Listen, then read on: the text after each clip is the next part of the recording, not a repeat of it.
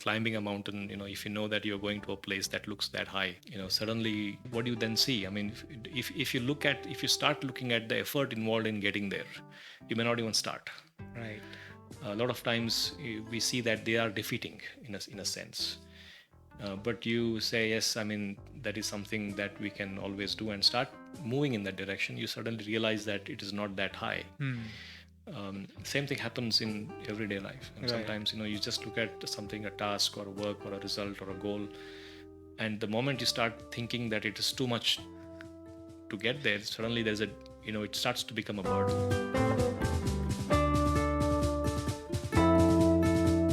A mind block that says pursuing something like this is time consuming. It is not. We actually save a lot of time because you become a lot more efficient, you become a lot more healthier, you have a much better output even at work. So I think that mind block is something that's important to be taken out, to say that this is time consuming and therefore I don't have the time. It's only an excuse. It's important to set aside some time for yourself, for the way you give it time, to prepare yourself to stay fit and to stay healthy.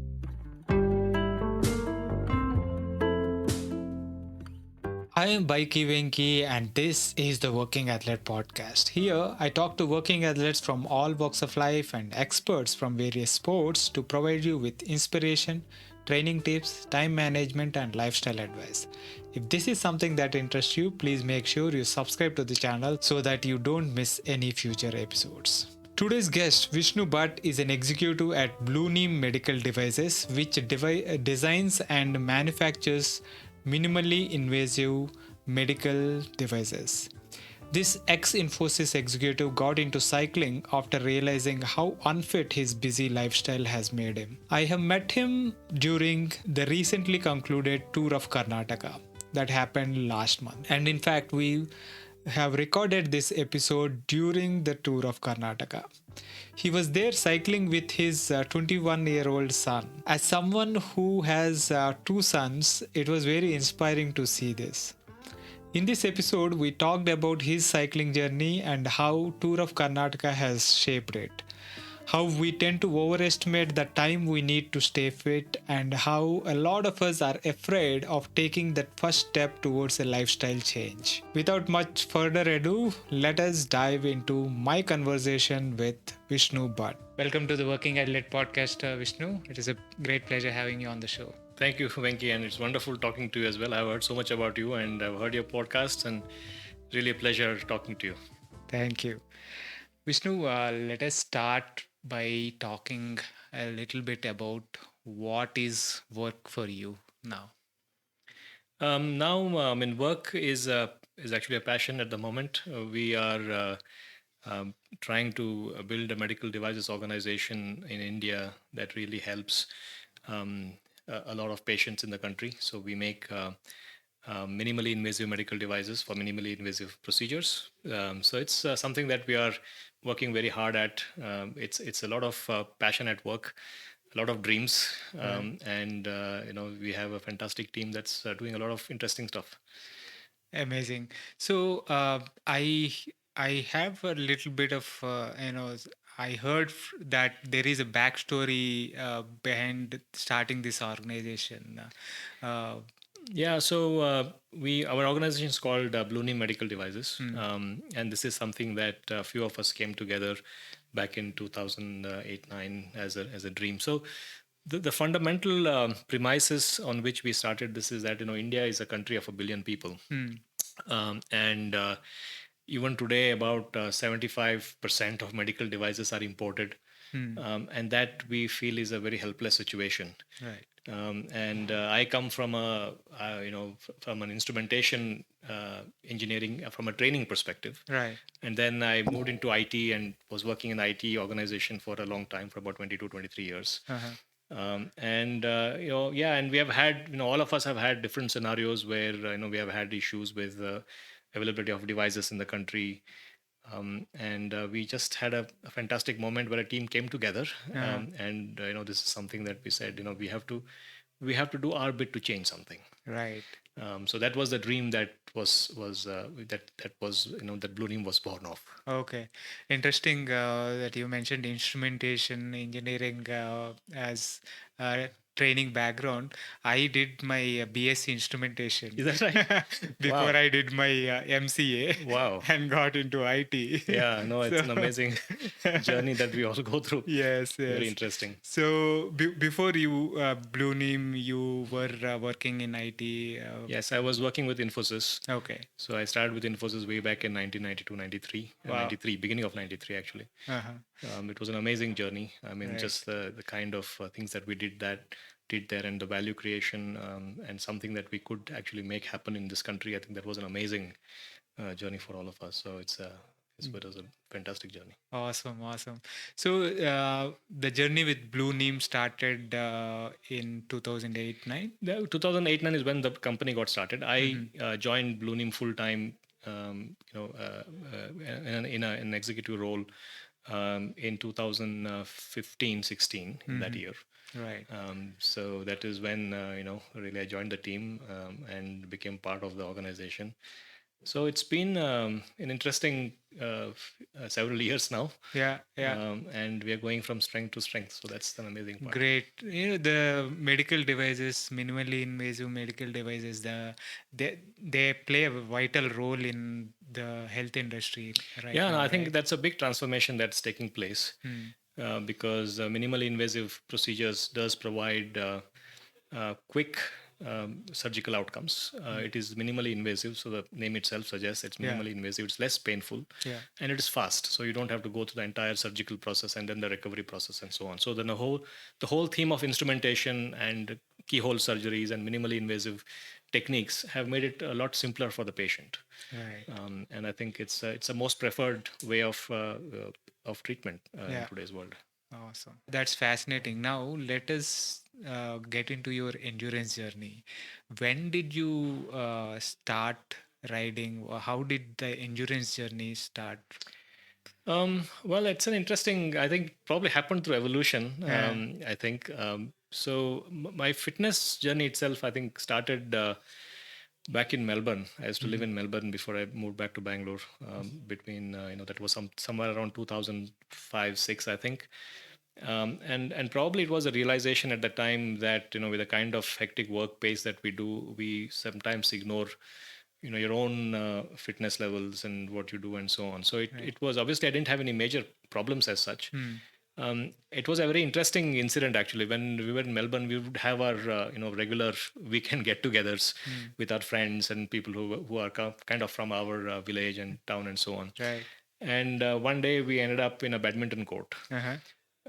and I was playing badminton with a friend, and he was actually elder than me at that time, and even now. um, and the game was over in less than 2 minutes, and I just couldn't even take a breath. And that was actually kind of a coin drop, saying, I'm really, not up to it, and this is not. It's not a good sign. Right. So we all, get into our work. We just get drowned into our work, and sometimes, you tend to ignore certain things that are important. So that is when I felt that, if I continue on the same path, it probably will not be a good, place to be in. Yeah. So that's when I started getting into a little bit of a fitness program and getting up to speed. Started playing badminton quite a bit. Right. So the endurance journey, I When think, was this? this was back in 2005, 6, 7. I think Mm-hmm. in those Okay. years. So interesting. Again, badminton being something that I started Interesting. with. At least you lasted 2 minutes. I did not even last a minute, and I was playing with a considerably older guy as Yeah, well. same thing here. Yeah. So 2000, back in 2008, when I was quite heavy, and I was looking to lose weight more than being heavy. I was quite unfit, and I was suffering a lot of bronchitis and health issues, breathing issues and stuff. So when I wanted to start my endurance journey, first thing I did was went ahead and bought a badminton racket, because in my apartment complex there was this space in the middle which was not big enough for a full court, Uh huh. but was enough for two people to put a net in between and two people to play. Oh, And that I used to see every day people playing, and I decided, okay, I will join them yeah, because this is very next, right in front of me. yeah. I wake up, take the badminton court, and go and join them, and that's what I did. And first day I lasted barely a minute or so, Yeah. but I kept at it, and eventually I was able to play uh, an hour or so with them. Yeah, and that's an interesting thing because I mean, when I used to live in the US several years before that, Yeah. I used to play racquetball. It was Mm. in mid '90s, late '90s, and it was it was reasonably well played and quite fit. Yeah. But then kind of you lose track, and you suddenly realize how soon you kind of start to lose it. Right. Yeah. Um, Excellent. But that's a good thing, right? You realized that in back in 2005, 6, and then you took up that journey. What are the things that you did to get back into fitness? Yeah, see, first of all, I think I think you make a very important point. I think it's important to be able to read ourselves. Mm. A lot of times, we have so many things in our head that we forget because this human body is just so amazing. Yeah. And now that I'm also spending time in the healthcare world, Yeah. you realize that it's such a sophisticated machine. It tells you everything. Yeah.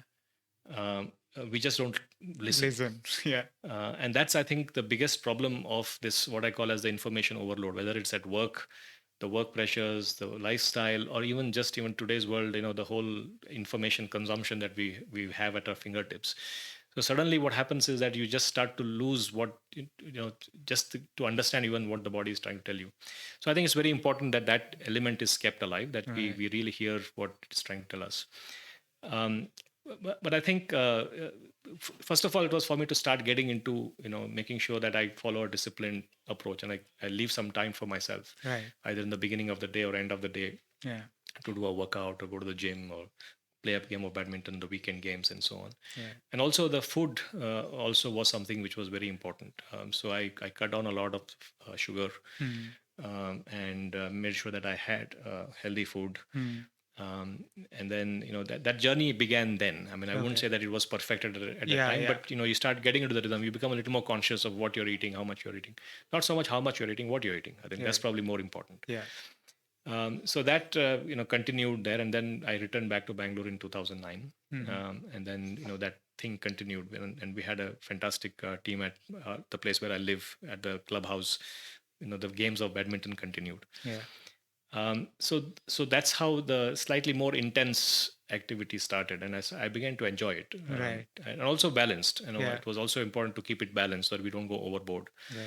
Even there, I think it's important to hear your body saying, when to Exactly. stop, what to do, what not to do, when to take a break, and so Yeah. on. That is an important point you make, right? Listening to the body in both ways. Yeah. That it is not able to do anything that you want it to. Exactly. Also, that the fact that you are putting it through more than what it could take. Absolutely. That becomes because once we discover something, once we start an activity, or when it becomes a passion, you get so obsessed with it that you end up overdoing things. And that is important to keep an eye on that aspect as well, to not overdo things. Absolutely. So when did cycling come into the picture? Cycling, I think I would say my cycling thing happened in two phases. I mean, one is when I was a child. Cycling is something that I used to enjoy. All of us All enjoy. of us did that. I mean, we went to school on our cycle, and we went and visited friends on our cycle. So I think that there was a little bit of that thing that was there from childhood. Right. But in early, I think 2010, 11, 12, around that time, there was this small group of people that we all got together. We call it a CycleThindi. CycleThindi. Yeah, and again, our gang at Cadence 90, a lot of people are still around here with with what we do at Cadence, and Chetan was a key part of that. And we would go out, and on weekends, Sunday morning rides. The idea was to ride somewhere and have some breakfast and come back. So they were all small rides. But I think in 2011 or 12 is when we had our first long ride. This was we call it as a Malwali 100. Chetan organized it, and we Several of us probably did our first 100-kilometer ride in that ride. Awesome. Yeah. And I was not a regular rider, but I really enjoyed it. Hmm. And it was hard, but it felt good. We Hmm. were all on our MTBs at that time, and it was a wonderful ride. And then that is when a little bit of this endurance, slightly longer endurance activity started to become attractive, Hmm. because I think it gives a good balance of reasonable intensity, Hmm. but something that you can keep longer. Right. And I think that kind of gives you a little bit of stretch, Hmm. and that felt good. And I think we kind of started getting interesting at that time. Nice. So, when did you start doing more regular rides? Is it after that Malwali 100? No, I think after Malwali 100, again, Malwali 100 was a good start. But again, the work routine sometimes doesn't allow you Yeah. to do that. But there was always in the mind that you have to make up some time for this. Right. So the real interest and re-pick up, if I can call it that, happened in the Monsoon Magic in I think 2014 or 15, Uh-huh. where we did a Monsoon Magic ride for 2 days. Right. And then that year I signed up for the TOK. So that Okay. was the Tour of Karnataka second edition. Uh-huh. So that was my first really long endurance ride event that I participated in. And Nice. that's, I think, was that year, I think, was the real shift, if you Hmm. will, Okay. that, this is something that was interesting. And I really got into a road cycle and, really started, enjoying it even more. Awesome. So, second edition of Tour of Karnataka is what kind of got you Yes, hooked onto more it. hooked on to Hooked the onto it. cycling. Yeah. So, tell us, how was that experience of that your first edition of Tour of Oh, it was Karnataka? wonderful. I Yeah. mean, obviously, initially, I was a little intimidated that, you know, not sure if I will be able to ride for 4 days every day, more than 100 kilometers. Yeah.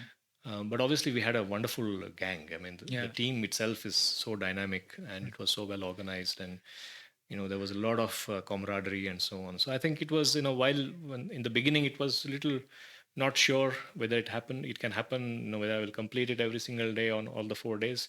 But there was always that, yeah, I mean, let's give it a shot and move forward. So it was fine. And the end Yeah. of it was so, enjoyable and wonderful. Yeah, yeah.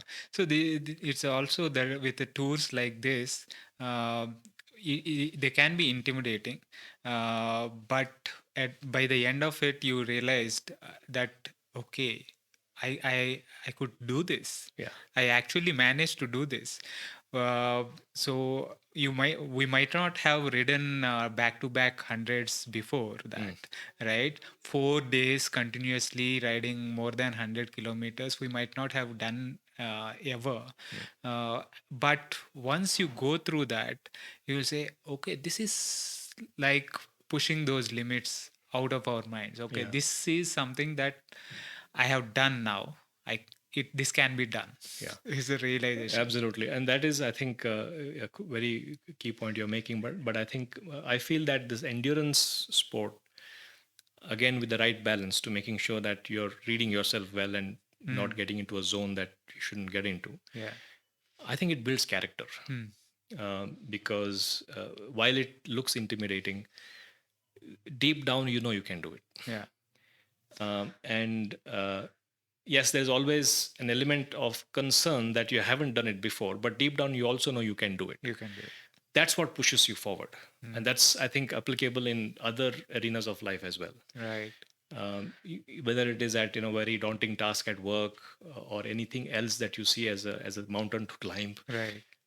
Yes, I mean, these situations you may not have faced before, but deep down you can do it. And I think these are the situations where you can apply in everything, because that's what I keep telling lot of people that I interact with, that is endurance ride actually builds character.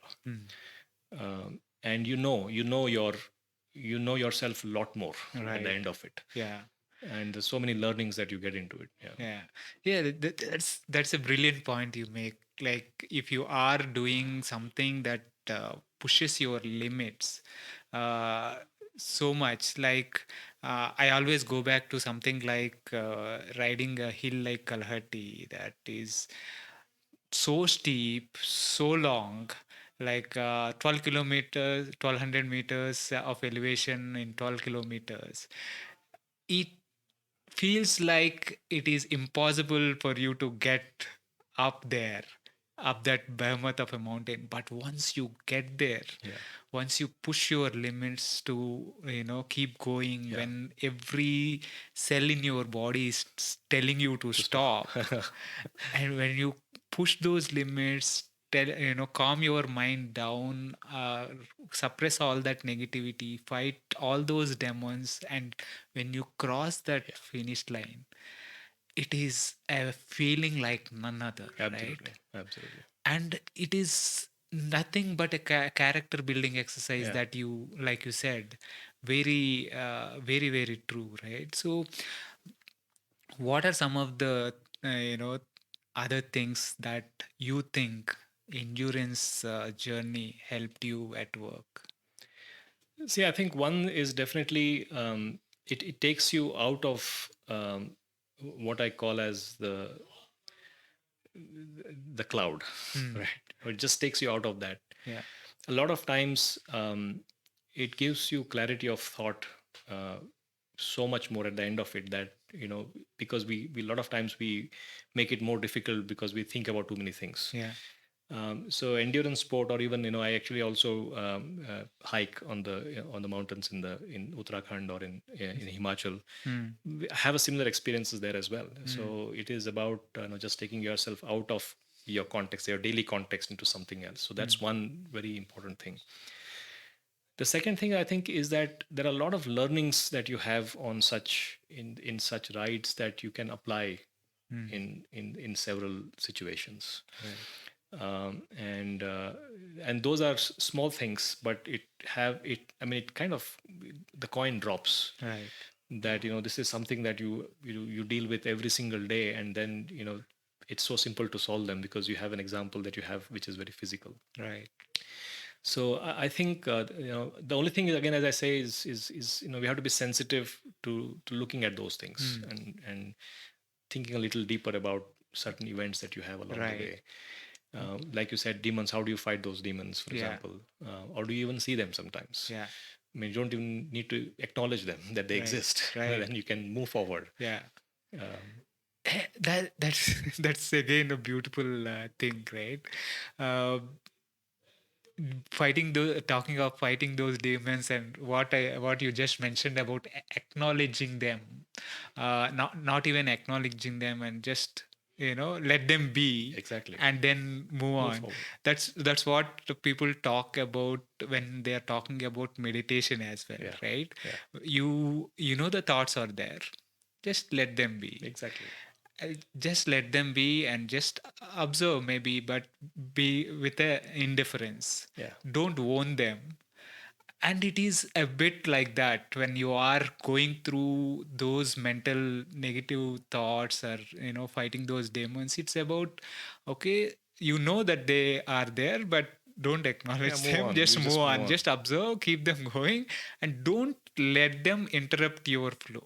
Absolutely. uh, Absolutely. so that is very important. Yeah, and I also give several examples that with my colleagues. I share them with my colleagues as well. Mm, And especially if while cycling, it's one thing of how much you can see. While climbing a mountain, if you know that you're going to a place that looks that high, um, suddenly, uh, whether you what do you then see? I mean, if you start looking at the effort involved in getting there, you may not even start. right. A lot of times we see that they are defeating in a sense. But you say, yes, I mean, that is something that we can always do, and start moving in that direction. You suddenly realize that it is not that high. Mm, Same thing happens in everyday life. And right. sometimes, you just look at something, a task or a work or a result or a goal. And the moment you start thinking that it is too much to get there, suddenly it starts to become a burden. Right. Um, Yeah, when you look at the whole mountain and the where you want to go, you you can't it is almost paralyzing, right? Yeah. So if you look at a very very big task, you have to find ways to break it down, Break it down look one it step at a down. time and Yeah, move forward. And same thing happens. I mean, when you're yeah, riding, if tomorrow we are riding 140 kilometers and you yeah, just can't look at it and say, oh my God, yeah. say, no, it's something that can be done. Yeah, yeah, absolutely.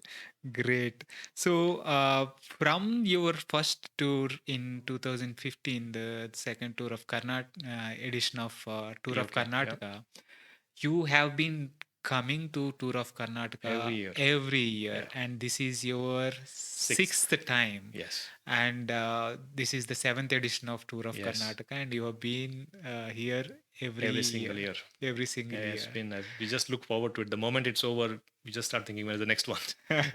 So it's, yeah. Excellent. What brings you back again and again? See, I think one is definitely the way it is conducted. You know, it's really it's done extremely well, Mm. and also the camaraderie of the people. I mean, we have just it looks like we have grown together. I mean, a lot of Mhm. them we meet. Some of them we meet for the first time, like we are meeting for the first time. Right. And it feels like we have known each other for such a long time already. Exactly. Yeah. So this the common passion, you know, the common you know, the interest, and I think just the camaraderie of people that we ride with, I think it's just fantastic. Mm. And it also, you know, it just at the end of it, I think it just is every single moment you cherish. Mm. You know, the riding together, you know, the endurance that we all go through, Mm. the preparation for it. It's also an interesting phase. I mean, you know, Right. because you know sometimes you know you have a gap. For example, this year I couldn't ride much because of a wrist Mm. injury that I had, and I had to really get back on the saddle and prepare. And then you know you really get yourself back on the saddle and prepare for it. Right. The whole process of getting prepared for it, being participating in it, and I think you know every single year there are so many learnings that I take back. Mm. It's just wonderful. Interesting. Also, the trips like this, that tours like this, it is not just about our own journey, our own rides. Of course, the scenery is great in the parts that we ride in, Hmm. and the routes are different in most of the time. But it is also the people that we get to meet and ride with, Absolutely. right? You meet different people. Some are same people that you see every year, Yeah. that regulars like you, Yeah. and then there will be some new blood, Yes. I mean, and there is always a few people, few interesting people that have so many interesting and I stories think, to yeah, absolutely. I mean, just the talent, yeah, that you come across is just brilliant. It's also about, people that you meet along the way. And I think, I feel that cycling is the best way of knowing the state or the right, country. I think, yeah, just, the amount of, things that you see. And I was, through the tour of Karnataka, I mean, I'm a Kannadiga by birth, and I've grown up here pretty much most of my through my education and so on. right, And just the diversity that you see in our state. yeah, If you come from Bangalore, you come to Kodagu area, then you go to coastal Karnataka, and then you come around. I mean, it's just so different. I mean, starting from the food, the language, the way, it's just, and you pick up those small nuances on a bicycle, which you will never get, when you are driving in a car exactly. or traveling around. The diversity that you see in the state is just mind blowing, Yeah. right? All these regions, the Western Ghats, the Kodagu region, and the diversity in terms of the terrain, the views you see, the people, the food, the Yeah. culture. It's just mind blowing, the kind of diversity there is for us to explore. Yeah. And what better way than doing it on a On a bike, bicycle, it's just right? amazing, right? And you meet, a lot of times we stop, we have a chat with the shopkeepers, and if there's a school which is just ending at that time, all the children are around, we stop and have a chat with them. It's just so nice. It is beautiful, Mm. beautiful. So here we are sitting together at before the start of the seventh edition of Okay. Tour of Karnataka, and looking forward to the next 4 days of Absolutely. riding. What are you looking forward to most? This. I think I keep it very open. Hmm. I don't look forward to anything. I kind of have an experience of this, Yeah. but that way I feel it is, you can absorb every single moment of it. Yeah. uh, I'm sure it's going to be a great ride. I mean, Yeah. that is something I'm obviously looking forward to, riding with the team and enjoying the ride. Yeah. But every single TOK has had its significantly different kinds of experiences, and I think we just have to be open to that. Right. But 4 days of just amazing time. I think Yeah. that's really what I'm looking forward to. Yeah. No, but this is this time it is slightly different for you from the last 5 times, because I hear your son is also riding with Yes, I mean that's you. an interesting. Yes, obviously yes. I mean Yeah. Vishwa has joined me this time. Yeah. So he's gotten into this sport, and I'm sure he will enjoy it, and that will be an interesting, yes, to look This is forward to. nice. So Vishwa is your son, elder son. Yes, How old is he? he's 23. He's 23 and he started working, and He's just started working yeah. now. Yeah. So how did he get into cycling? Um, uh, I mean that's happened probably recently. I mean he's Yeah. been cycling here and there. I mean not so much into Mm-hmm. long endurance one, but he's been Yeah. a very sporty person. Right. He likes sports. I mean, he used to be very active at school in sports. Yeah. And then just about he was finishing his education in engineering, and I said, "Look, hey, do you want to consider coming in this year?" Yeah. And we had talked about it earlier, but this Right. was just a perfect time that he had just finished his, because otherwise you're just stuck with the school and college and exams and classes and so on. So Yeah. this was a good time for him to get into it. Right. So yeah, I am keen to see how he feels at the end of it. So how many months into kind of preparation is he like? Probably just a few weeks. Yeah. Yeah, I think the Turali 100 was the first long ride that he did. I Oh. mean, he's been preparing with the shorter rides, but Right, right. the But it'll be interesting. It is going to be, I'm sure he's going to have fun in the absolutely. tour.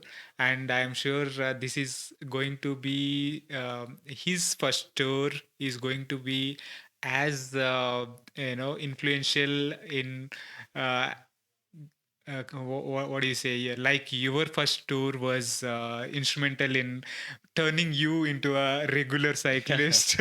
So probably this will Yeah, help him catch that bug. yeah. Knowing his sporty nature, Mm. I think he will get hooked onto it. Yeah, I think it's all about, and I think this is, as I said, I mean it's important to have a good balance of work and a hobby like absolutely. this. I think it's important for, again, as I said, for character building. It's important for keeping your fitness level better, Yeah, staying healthy. I think that's really something that actually, we don't realize it, mm. because the fact that you're so passionate about doing this, there are a lot of things that you do in the entire year to keep yourself healthy, Yeah, because you want to be at the top of the game, you want to be enjoy it, because you take an endurance sport, you really want to enjoy it either, you don't want to be struggling through it. right. So important to stay healthy, so you take those precautions, you make sure you eat right, you Yeah, make sure that you exercise well, yeah, keep the rhythm and so on and so forth. So I think right.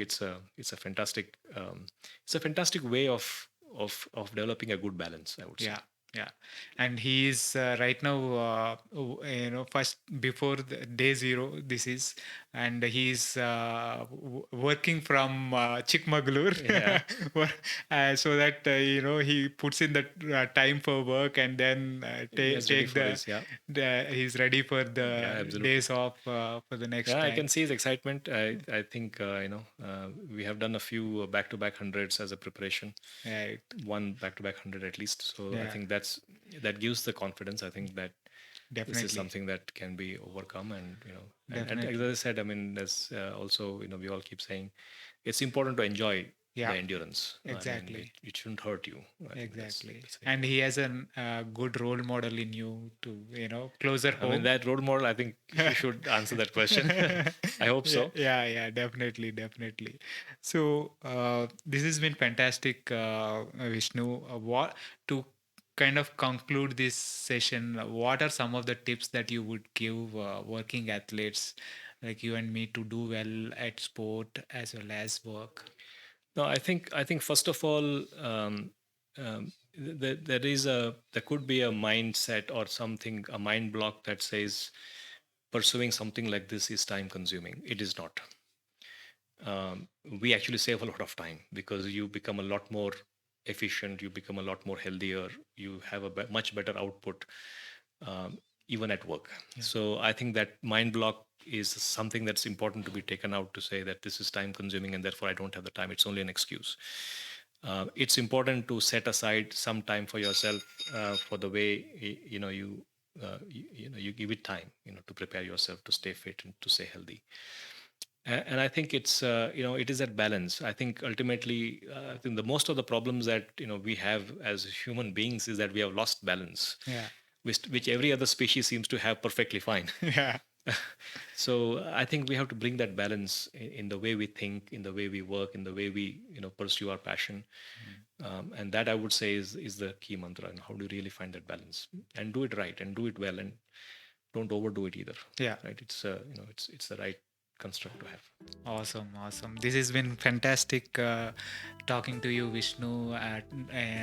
So, thank you for taking the time and sharing your endurance journey with the Working Athlete podcast. Absolutely. Thank you so much, Venki, and it's been a pleasure talking to you. Yes, really looking forward to the next 4 days of riding. Absolutely. That was my conversation with Vishnu Bhatt. I hope you like it.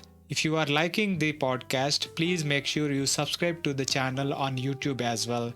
It really helps. So let us meet next week with another guest. Thank you for your support.